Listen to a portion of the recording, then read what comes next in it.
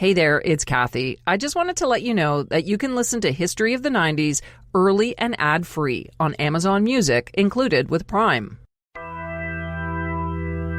When Bruce Pavitt, the head of Seattle indie label Sub Pop, came up with the idea for a concert that would showcase three of the city's hottest bands, people thought he was nuts. Local Seattle bands in the late 80s played dingy basement clubs for an audience of 20 or 30 people. Not big theaters that could hold 1,400 people.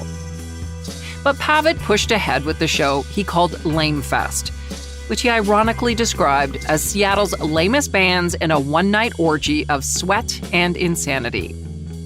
Much to everyone's surprise, Lame Fest featuring Nirvana, Tad, and Mudhoney completely sold out. And if anyone was paying attention outside of Seattle, it might have been a signal that a new type of music was about to come crashing onto the scene. I'm Kathy Kenzora, and this is History of the 90s, a podcast about a decade that changed the world. On this episode, part one of a two-part series on the rise and fall of the generation-defining musical revolution known as grunge.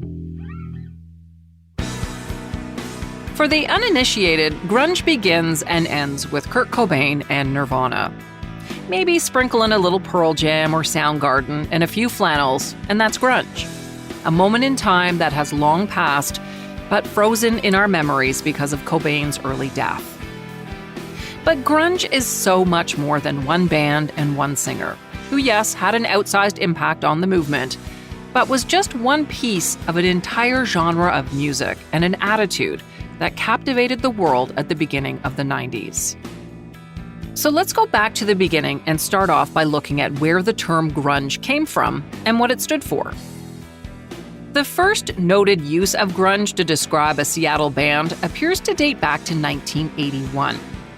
According to the book Loser, The Real Seattle Music Story by Clark Humphrey, grunge was first used in a letter by Mark Arm, who would later go on to front grunge bands Green River and Mudhoney. In the 1981 letter to a Seattle fanzine called Desperate Times, Arm mockingly wrote about his current band, "I hate Mr. Epp and the Calculations. Pure grunge, pure noise, pure shit." Arm himself has pushed back on this idea that he invented the term grunge as a genre of music. He says he must have gotten it from somewhere else. Whether or not he came up with the term, Arm has an undeniable connection to the early grunge scene in Seattle. In 1984, he co-founded Green River, which is considered to be one of the first grunge bands. It featured Jeff Ament on bass and Stone Gossard on guitar, who would later form Pearl Jam. Green River recorded an EP called Dry as a Bone on Seattle-based indie label Sub Pop, which was headed by Bruce Pavitt. Pavitt has long claimed that he popularized the term grunge in promotional material that he wrote for the 1986 EP. He described the band as ultra-loose grunge that destroyed the morals of a generation. So we might not have a perfect answer regarding who came up with the term grunge as a style of music or who used it first, but I think we can agree on two things. Today, the word grunge is synonymous with the Seattle music scene of the 80s and early 90s. And even though that Seattle sound splintered off into several different distinct styles, we can also agree that the earliest grunge all shared a pretty similar sound. Joining me to talk about grunge is Alan Cross. He's an internationally known broadcaster, interviewer, writer, consultant, blogger, and speaker. In his nearly 40 years in the broadcasting and music business, Alan has interviewed the biggest names in rock and is also known as a musicologist and documentarian through programs like the long-running show and podcast, The Ongoing History of New Music. Grunge came about in the early 1980s, featuring a low-tuned guitar, something maybe a little slow and sludgy at times, sometimes with screamy vocals. But basically what it was is taking what Black Sabbath had done in the 1970s, added a little bit of Kiss, a little bit of Judas Priest, a tiny bit of Led Zeppelin, and created this menacing, well, in most cases menacing, low and slow kind of guitar rock. There were high levels of distortion, feedback, and fuzz effects in a fusion of punk and metal that grew out of the fact that Seattle was off the beaten path, and a lot of bigger mainstream acts didn't want to travel there.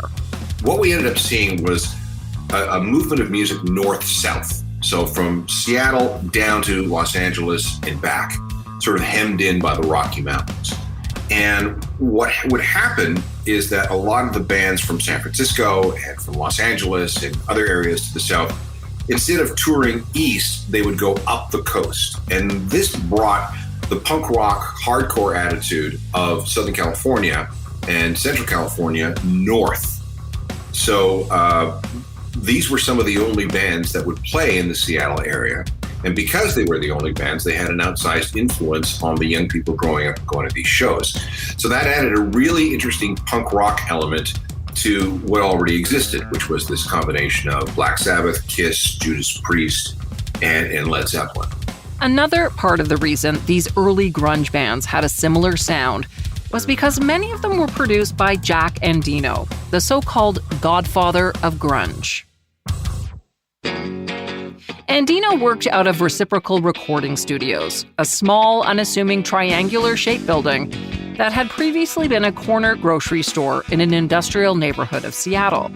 It didn't look like much, but in its heyday, it was the epicenter for grunge music.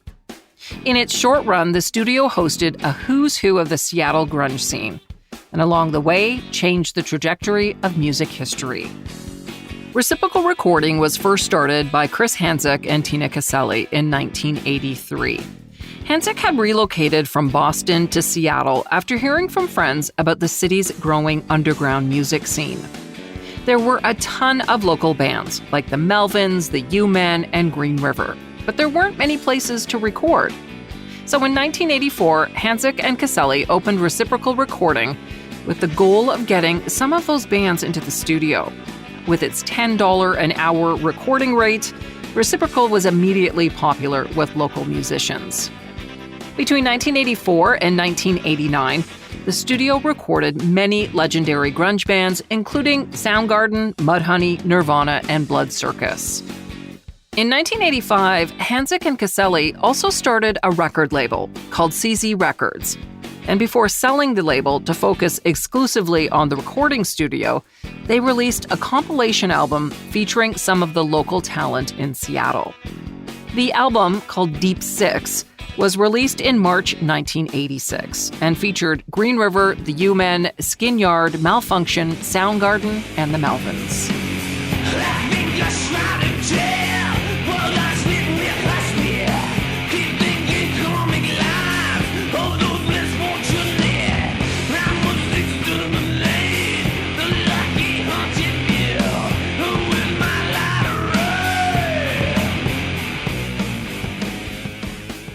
The album had a limited edition run of 2,000 copies, and although it has become the stuff of legends as one of the first important records in the history of grunge, at the time it was ignored for the most part outside of Seattle.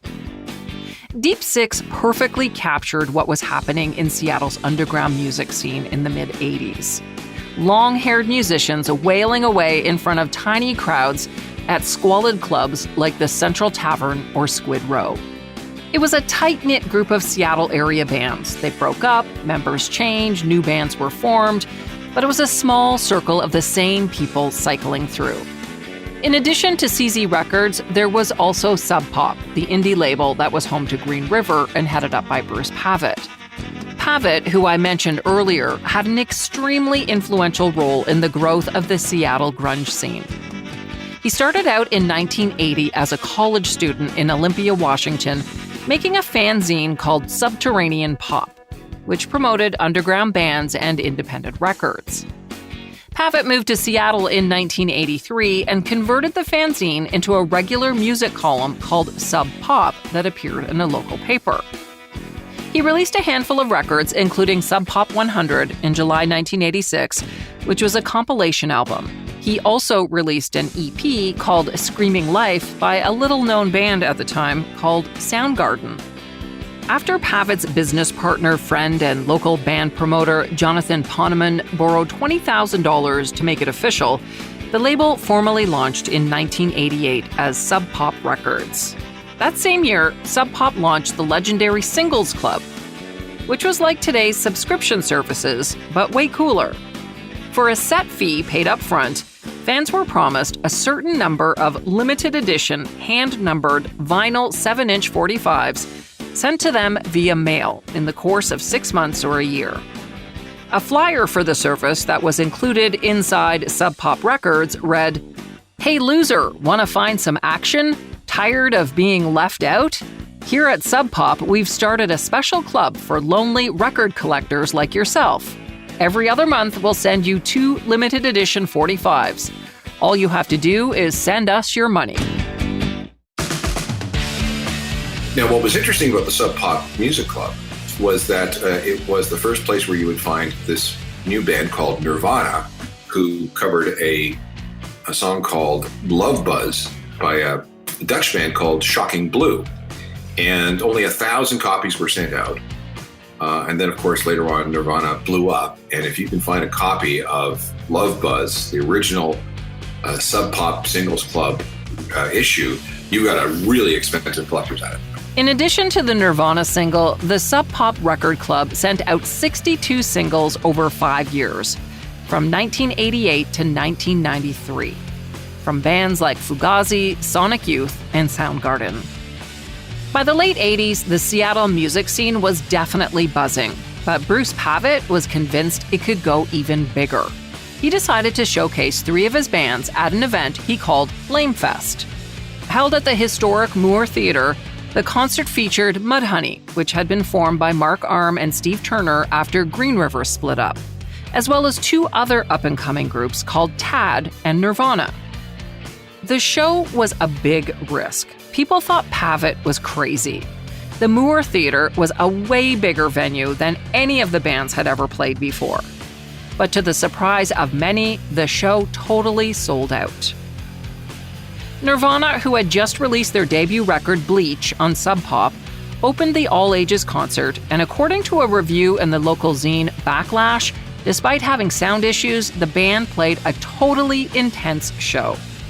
The review described it this way: hair explosions, pratfalls, jumps, body writing, and a trashathon finale that left instruments and bodies strewn about the stage. At one point, Kurt Cobain jumped into the drum kit and got his hair tangled around his guitar strings. But he kept on playing, even swinging his guitar as he walked around the stage. Here's how it sounded.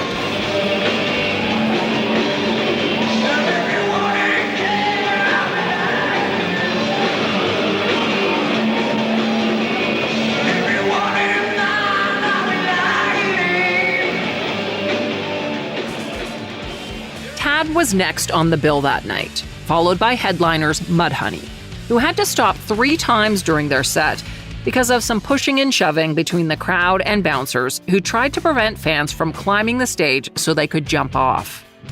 According to the website Northwest Passage, at one point Mark Arm kicked a security guard in the back. Meantime, Kurt Cobain was standing at the side of the stage watching with Tad bassist Kurt Danielson.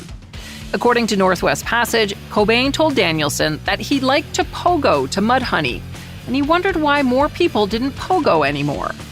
Now, if you don't know what pogo is, legend has it Sid Vicious of the Sex Pistols was the first to pogo in 1976. But either way, it came out of the British punk scene and involves people jumping up and down while either remaining on the spot or moving around.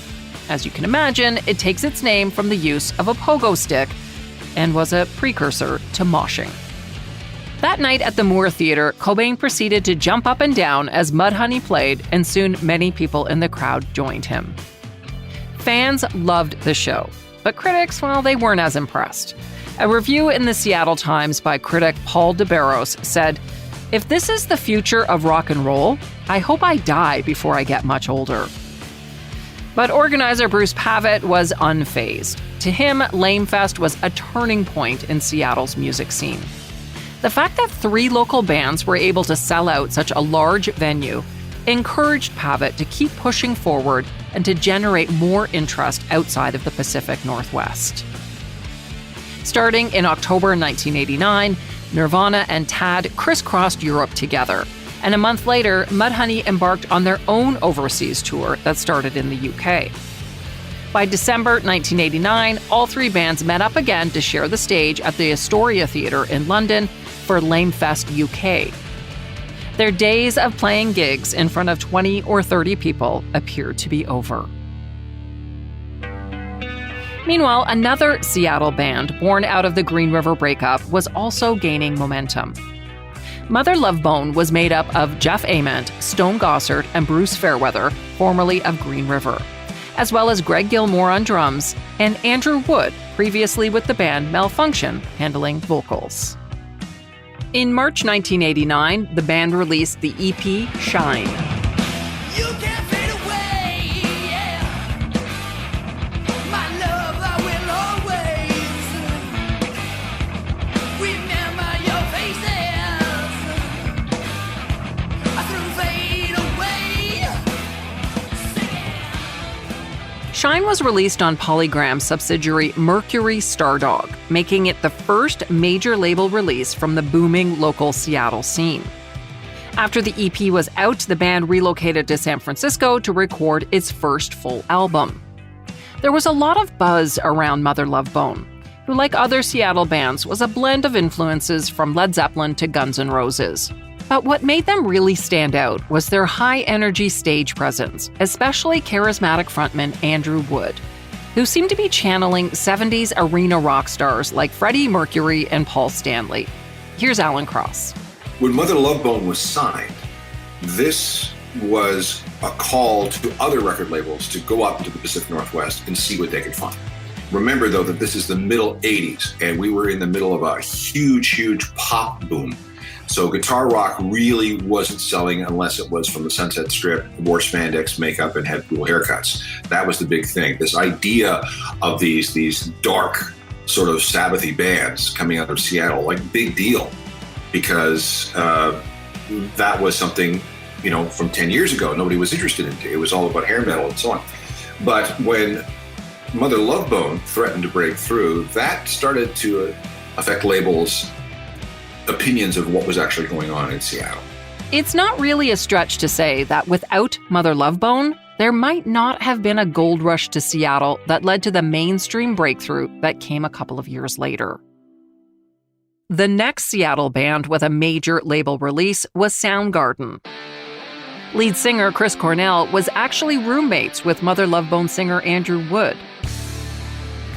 Soundgarden had been on the scene for about 5 years, and in addition to a few tracks on the Deep Six compilation album, they had also released a couple of singles and EPs with Sub Pop before switching over to independent label SST, where they released their debut album Ultra Mega OK. Cornell and band members weren't happy with SST and signed on with A&M Records, who released Soundgarden's first major label record, Louder Than Love, in September 1989.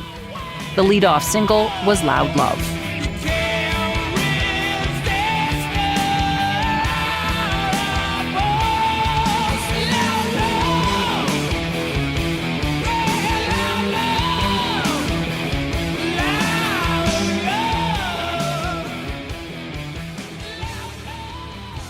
Around this time, another Seattle group, Alice in Chains, picked up a major label deal with Columbia, and they put out We Die Young, their first EP, in 1990.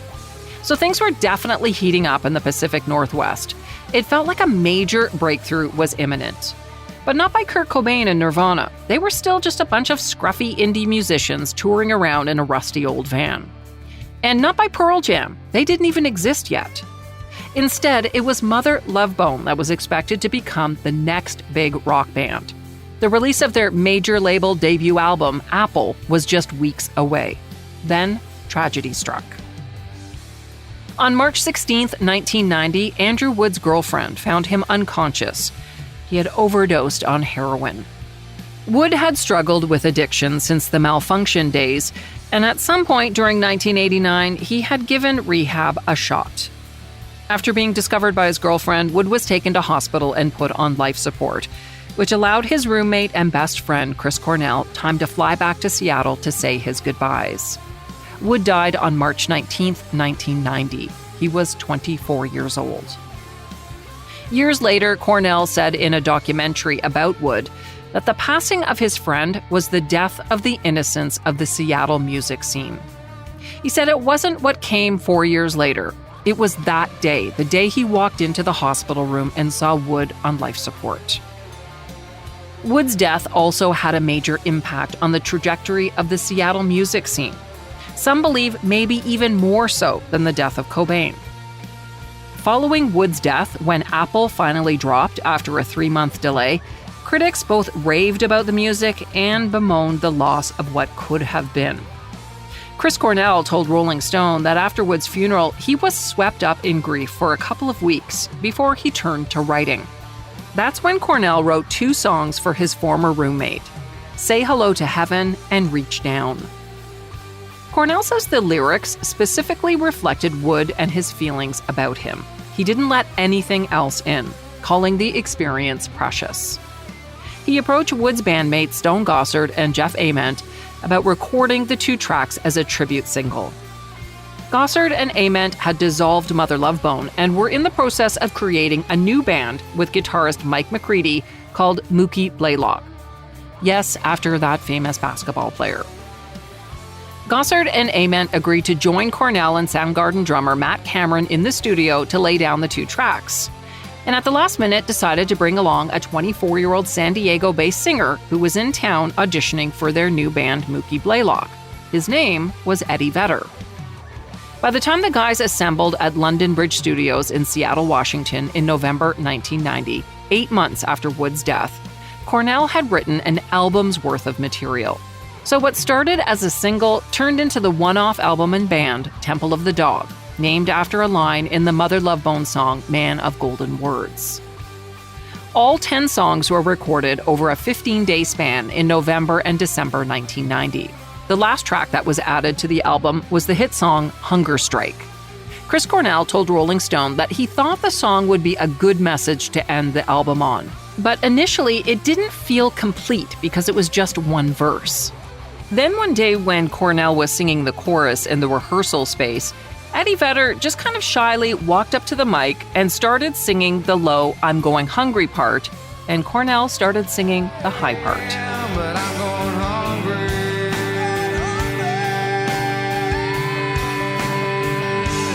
I'm going hungry.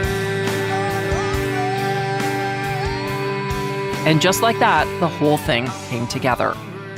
When the recording sessions for Temple of the Dog wrapped up, Cornell and Cameron returned to Soundgarden, and the rest of the guys returned to Mookie Blaylock. And following a quick name change, they became Pearl Jam. Temple of the Dog hit shelves on April 16, 1991. The album got great reviews, but didn't chart and initially sold just 70,000 copies.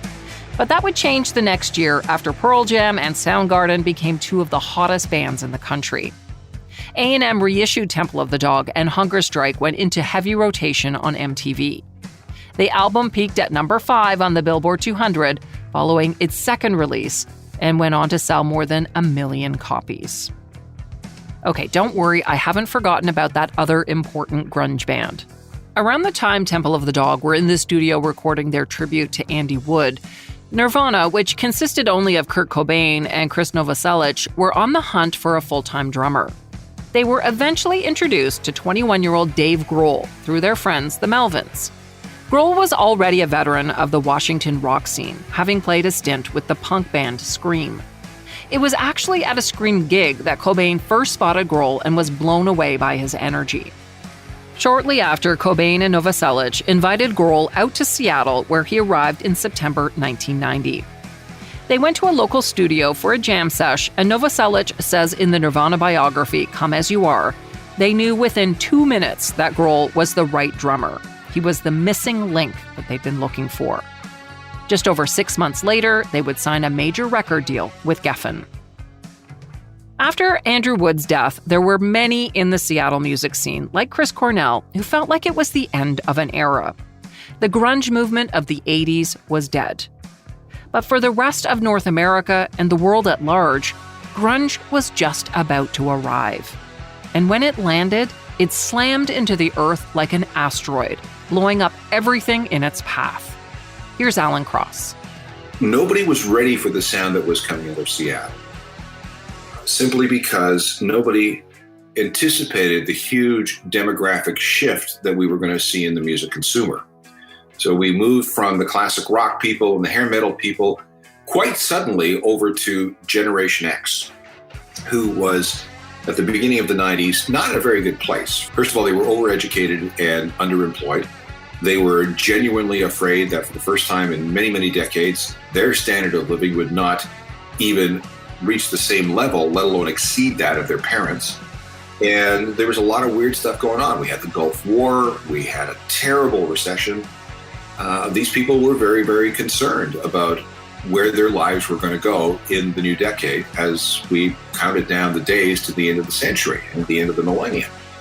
And it just so happens that this music, this angsty music from the Pacific Northwest, perfectly expressed their wants, needs, desires, fears, and concerns and anger.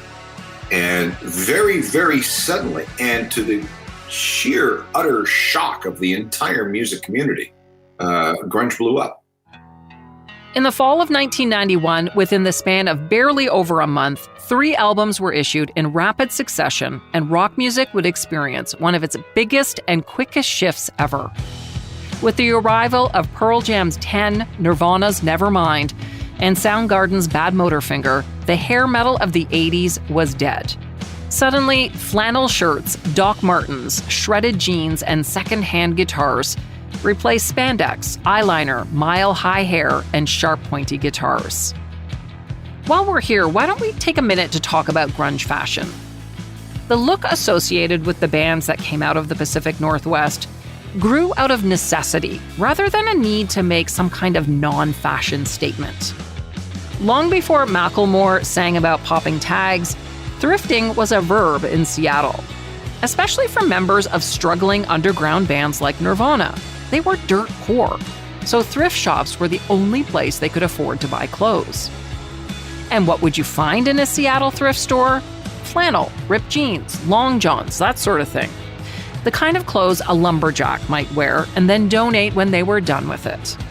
And those clothes were useful. A flannel shirt worn around the waist is a precaution against the Pacific Northwest's unpredictable weather. Army boots are great for slogging through the mud. As for the greasy-haired, unkempt look, well, that too wasn't necessarily a statement. Charles Cross, the editor of the Seattle music monthly The Rocket, says that Kurt Cobain was just too lazy to shampoo. And being dirt poor, he did a lot of couch surfing and even slept occasionally outdoors. Okay, back to the fall of 1991 when grunge was finally breaking through. Let's take a look back at the 3 albums that put Seattle on the map. First, there's Pearl Jam's 10. Released on August 27, 1991, 10 included soon-to-be classics such as Alive, Jeremy, and Even Flow. And it established Eddie Vedder with his baritone roar as a superstar frontman. The album went on to sell more than 13 million copies in the US alone. Ironically, though, it never topped the Billboard 200. It reached the number 2 spot 4 times in August, September, and October 1992, but was blocked out from the number 1 spot by Billy Ray Cyrus, whose debut album, Some Gave All, spent 17 consecutive weeks at number 1 in 1992. I mentioned earlier that Eddie Vedder ended up in the Temple of the Dog recording sessions because he was in town auditioning for Jeff Ament and Stone Gossard's new band, which was then called Mookie Blaylock, but would become Pearl Jam. Well, obviously he got the job, but it's an interesting story how that all came about. Jack Irons, the founding drummer for Red Hot Chili Peppers, was friends with Eddie Vedder, who was living in San Diego at the time. Irons had gotten his hands on an instrumental demo tape from Stone Gossard, who was looking for a singer and a drummer for Mookie Blaylock. Irons immediately thought of Vedder and passed him the demo tape during a weekly game of basketball in Los Angeles. Vedder listened to the tape during his 3-hour drive back to San Diego, where he clocked in for an overnight shift at a Chevron tank farm where he worked. He listened to the tape over and over that night at work.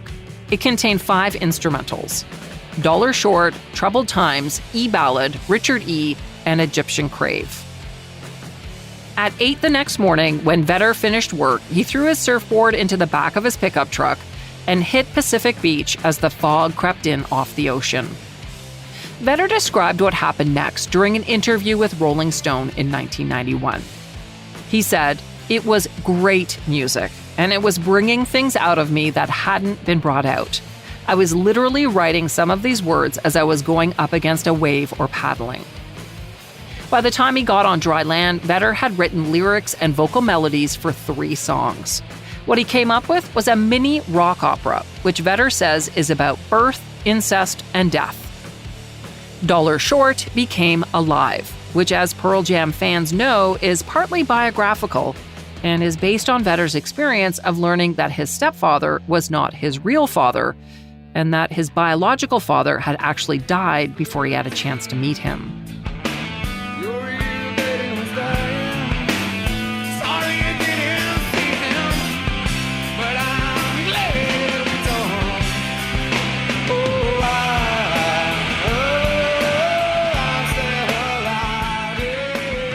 The incest element of the song was fictional.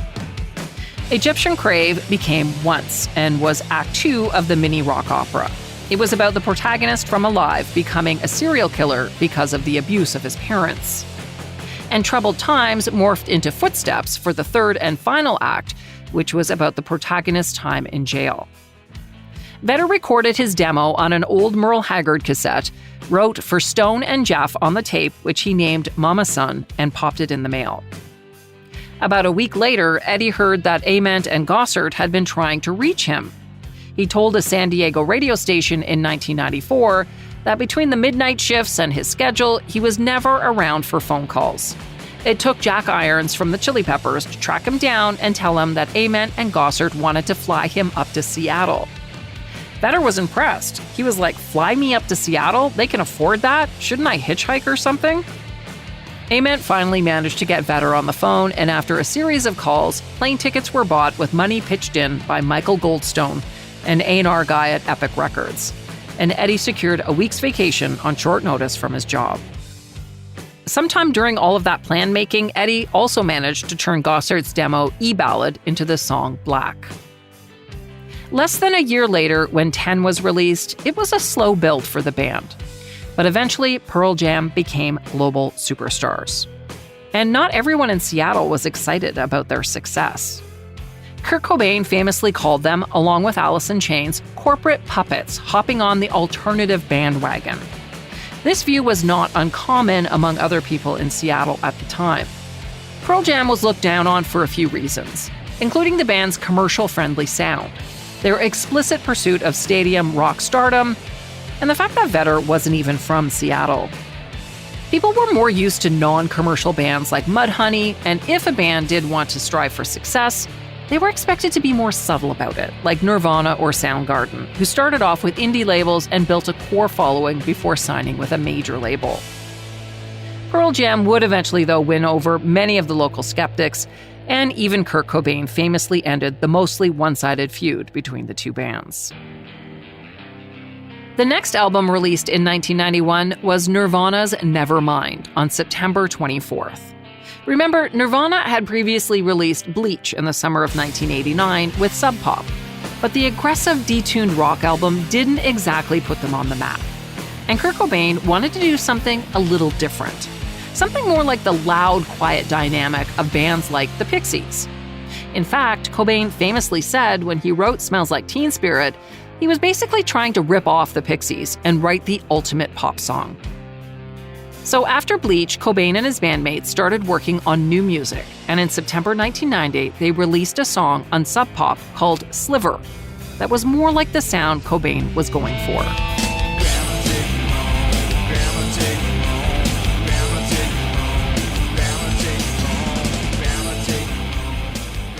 Then the band started working with producer Butch Vig at his recording studio in Madison, Wisconsin. Tracks like Breed, Stay Away, and Lithium came out of those sessions. But they also led to some tensions among band members and the eventual departure of drummer Chad Channing. This opened the door for Dave Grohl, whose band Scream had just split up. With Grohl on drums, the band went back to Vig to continue recording and came away with a demo tape that they used to shop for a new label. And soon Nirvana left Sub Pop and signed on with a Geffen imprint, DGC. They were given a budget of $65,000 and headed to Sound City Studio in California to record the album that would become Nevermind. They actually spent minimal time in the studio, usually only taking 2 or 3 tries at the instrumentals of each track, and if they weren't good enough, they'd just move on to the next song. As for the lyrical content, some of it came together at the last minute, and according to Dave Grohl, Cobain's motto was "Music comes first and lyrics come second." Speaking about Cobain's lyrics, Butch Vig has said, "Even though you couldn't quite tell what he was singing about, you knew it was as intense as hell." Cobain himself told Musician magazine the lyrics were often about bad personal experiences like breaking up with a girlfriend and feelings of loneliness and sadness, something he called a death void. The first single from Nevermind was Smells Like Teen Spirit, and it came out a few weeks before the album dropped. And almost instantaneously, the track became a massive hit.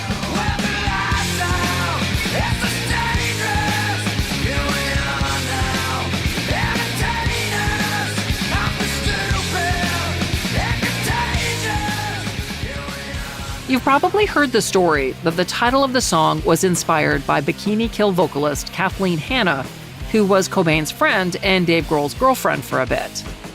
She had spray-painted "Kurt smells like Teen Spirit" across his wall, referring to the deodorant popular with teen girls at the time. Cobain had no idea it was a deodorant and just thought it sounded cool. Danny Goldberg, Nirvana's manager and author of the memoir Serving the Servant, Remembering Kurt Cobain, says the chorus of Smells Like Teen Spirit pulls off a tricky balancing act, mocking the culture of mainstream arena rock while at the same time celebrating the joys of listening to your favorite underground band in a dimly lit club. Nirvana's label and management didn't expect Smells Like Teen Spirit to be a hit. They had their money on Come As You Are, which was set for release later in the fall. Smells Like Teen Spirit was released quietly and without significant promotion in the hopes that it would begin building awareness of the new album among listeners to college and alternative radio. The Samuel Bayer directed video was shot at Culver City Studios in California on August 17, 1991.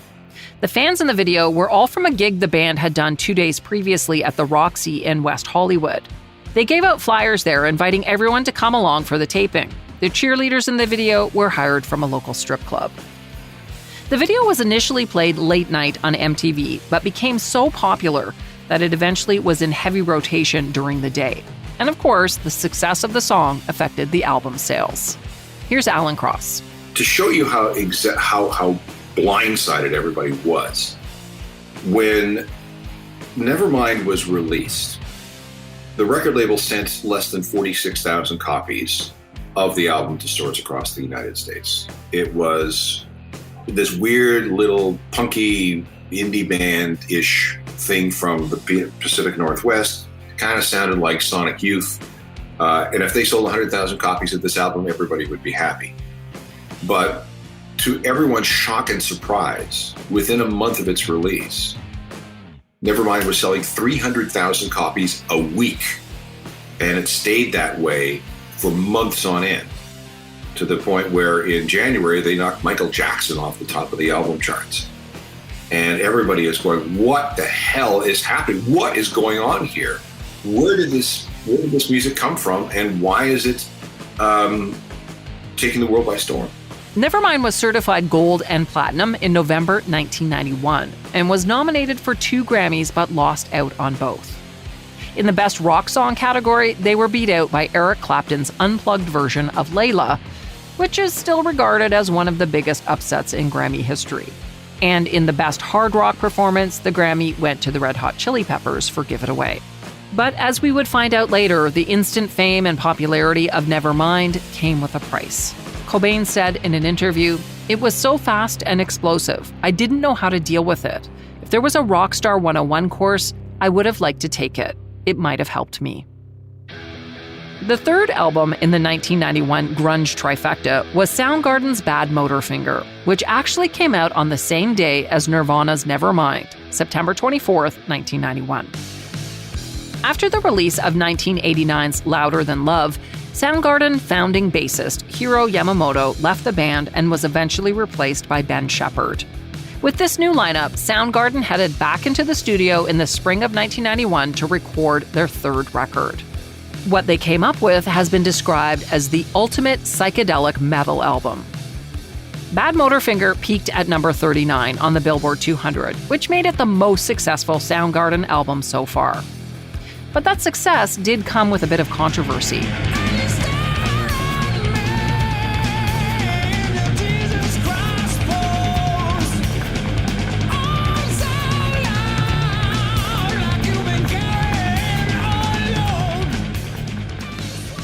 First of all, the lead single, Jesus Christ Pose, was criticized as being an anti-Christ anthem, and the band believes it didn't get the airplay it deserved because of that. But the song wasn't about religion. It was actually about rock stars who play the part of a vulnerable, suffering artist who is sacrificing everything for their fans, whether through a certain attitude or onstage gestures like the classic arms outstretched pose. Funnily enough, quite a few local Seattle bands felt that Cornell was a bit of a poser himself. Even Mark Arm from Mudhoney said in the book Grunge is Dead that Cornell's antics were a bit annoying and that he pre-ripped the seams of his shirts so he could easily pull off his shirt in the middle of a song. Arm didn't like that it was pre-planned, opposed to a spontaneous part of the act. The video that accompanied Jesus Christ Pose was also the subject of controversy because it included upside-down crosses and burning crosses. And MTV at first held back playing the video in their regular primetime rotation. Despite the initial lack of airtime for the song and the video, Bad Motorfinger, with other hits like Outshined and Rusty Cage, eventually reached the masses and entrenched Soundgarden in the rock conversation. It also earned the band a spot opening for Guns N' Roses on their 1991 Lose Your Illusion tour. While playing in large stadiums exposed the Seattle boys to bigger audiences, they weren't exactly pleased with the experience. Cornell said in an interview, "It wasn't a whole lot of fun going out in front of 40,000 people for 35 minutes every day. Most of them hadn't heard our songs and didn't care about them. It was a bizarre thing." And although Bad Motorfinger was definitely overshadowed by Nirvana's Nevermind when it was released, it eventually got its due. Bad Motorfinger was nominated for the Best Metal Performance at the 1992 Grammys. They lost to Metallica. And it was certified platinum in January of 1993 and double platinum 3 years later. When grunge went mainstream in 1991 with the release of these 3 groundbreaking albums, it was the beginning of a new era in rock history. But for the bands and the people involved in the early days of grunge, it was also the beginning of the end of a culture that had once belonged just to them and not the entire world. Coming up on the next episode of History of the 90s, we'll look at the cost of mainstream success for a genre that was created with a non-conformist and DIY ethos. Thanks for listening to Part 1, and a very special thanks to Alan Cross, host of the ongoing History of New Music. If you don't follow his show, stop what you're doing right now and look it up. And when you're done that, make sure you follow History of the 90s as well, so you never miss an episode. And while you're there, why not rate and review us? Several great listeners suggested this topic, including Cody, Mark, Jasmine, and Ryan. Thanks everyone for all of your ideas. If you have a suggestion, please let me know. You can reach me through Twitter and Facebook at 1990s History and on Instagram at that90spodcast. You can also email me at 90s@curiouscast.ca. That's 90s@curiouscast.ca. This episode was written and hosted by me, Kathy Kenzora. Our producer is Deal Velasquez, and sound design and final production is by Rob Johnston, with special editing assistance from Stephanie D'Souza. See you next time for more History of the 90s.